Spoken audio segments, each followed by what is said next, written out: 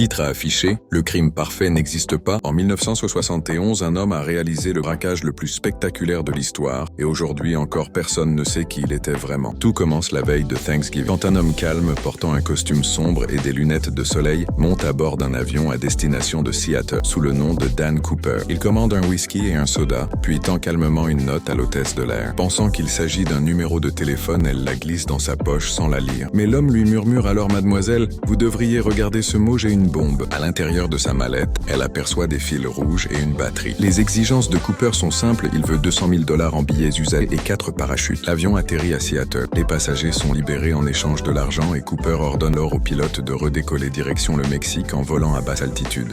Ce qui va se passer ensuite dépasse l'entendement.